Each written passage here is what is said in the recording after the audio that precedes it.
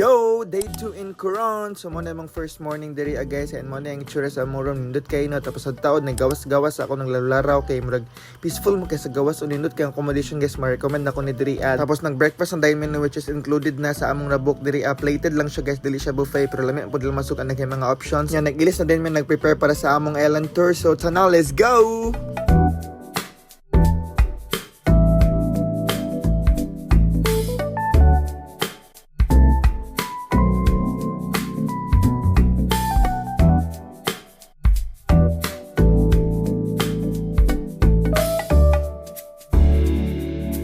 Yo! So na naman diri sa may Luwalhati Park or kung asa ang mga boat ba sa ilang pier something. Diri po makita tong signage bitaw na I am Coron. So mao na diri guys, tapos gisugat lang mi ni Kuya Mark among tour guide no kasi nag-book ba mi sa agency, so mas recommended siya guys para plus star lang, di na mo magkabuog pangita kung asa mo and all.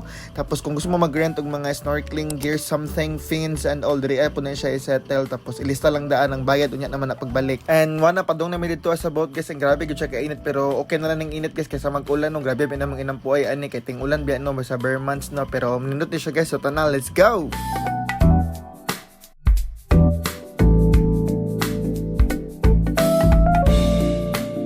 And nanay madiri sa among private boat. Char bito guys, nagpa-exclusive may kay para sulit ba and ma-control na mo on time and wala mga others na mga peoples. Tapos mo din nag-orientation sa kadali si Kuya Mark na palaila and all kung asa may mga dito. Tapos mo na sugdan na to, let's go.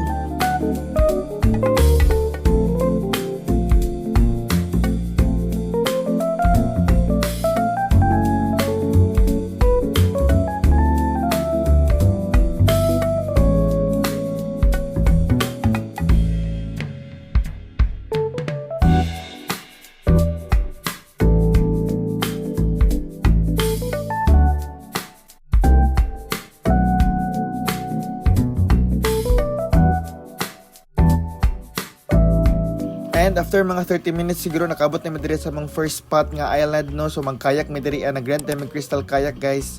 5 ka buok tanang duha tapos ako ra isa sa isa, lain po na pero gabanan ko ni Kuya tour guide no kay para dili loner bitaw guys. Tapos ang activities diri kay pwede ka mo adto dito sa isla mo picture and all, and pwede pud ka magkayak. So kami nagkayak mi kay gilibot na mga island kay gamay raman daw na si Kuya, makakaya raman daw, dali raman daw. Tapos man akong mga uban diri si Georgia, si Garth, tapos katusonahan si Kenneth ug si Anton. Tapos ang nasa duha ka kayak sila Jane Arrow, Delpha ug sila gano kay to sila dito sa island nagpicture lang sa pero apas na to sila pero nang una na miglibot.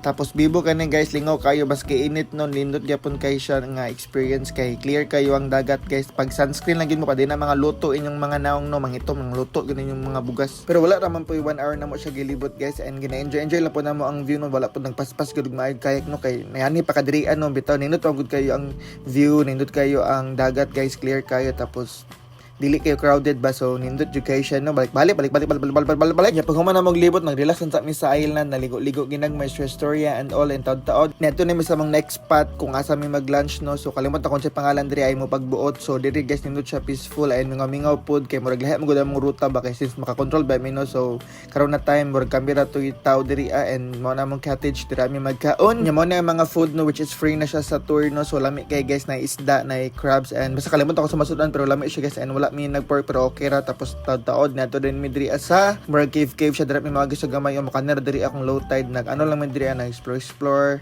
tapos nag picture lang gamay ra ni siya diri ara siya nga palibot no, more on picture taking na siya nin pa pud ang lugar niya. Yan na mi diri sa among last location which is ang Kayangan Lake. So diri atong taas nga hagdanan na sa kaunon pero kaya ra man pod diri atong nabitaw katong kasagaran poster nga makita nato sa Coron, Palawan. So diri ato nya mao nin diri na nasugod ng kalbaryo sa mga tawo na wala exercise nga gabi kahangag pero kaya ra man gyapon. Bahala galis nga ang ilong og hangak-hangak pero tana, let's go.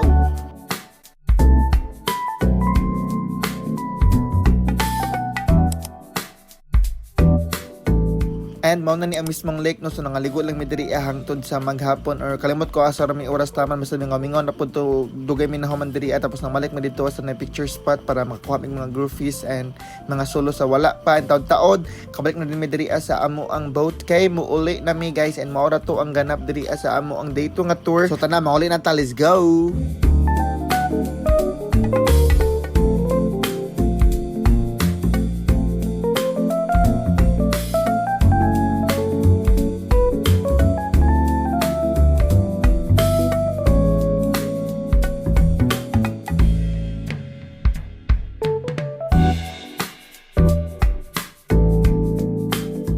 So nakabot naman diri sa pantalan no, and nanguli na dayon mi kay today is October 4, so karon ng akong birthday, ang among birthday ni Aaron. And sa resort lang may mga ono, mag-order lang mi sa ilang restaurant, tapos nagpalit lang day mig duha ka cake since duha man mi kabok nag-birthday no. So for more on po ni kan nagsusugal lang mi kaon lingaw raman pud ug bibo raman pud, and salamat kay sa pagtan-aw no, and enjoy og happy raman pud mi, happy raman pud ko sa amo ang birthday duha. So please don't forget to like, follow, share and subscribe, and sunod na pud. Bye.